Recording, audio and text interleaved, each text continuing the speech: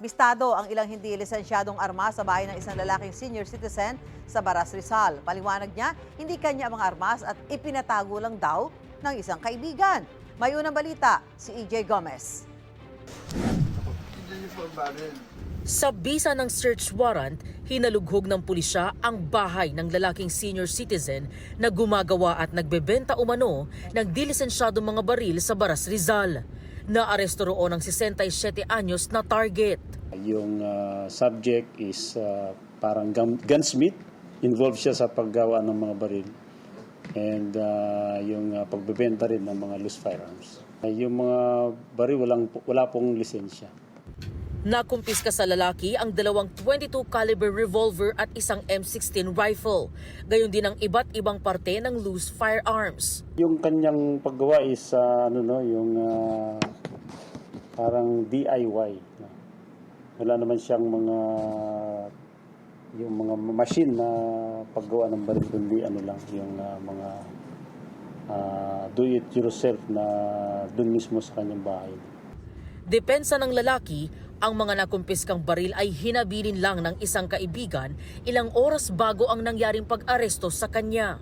Kilala ko siya a long time ago and then nagkita lang kami. Kung pwede daw ilagay ko lang muna doon at babalikan niya ng gabi. So sabi ko, balikan mo agad. No, ayoko nandito yan. However, hindi na siya bumalik para kunin yon. Dagdag pa niya, Wala pong gumagana except for the M16 na iniwan nga lang the same kuan. Lahat po yun sira. In fact, matagal na pong sira na hindi kulang-kulang ang pyesa. giit niya, hindi siya nagbebenta ng baril, kundi nagkukumpuni lang daw ng mga sirang baril. Nag-aayos ako ng baril. Ay, recently lang yon. Just for my habit, tinitignan ko lang kung kakayanin ko. Hindi po totoo yon. Yung alin po? Yung magbebenta ako ng baril, I never sold a gun. Sa custodial facility ng Baras Municipal Police Station nakakulong ang lalaki na maharap sa patong-patong na reklamo. Sasampan natin siya ng illegal possession of firearms. Ito yung violation of Republic Act 10591. Yung comprehensive firearms law.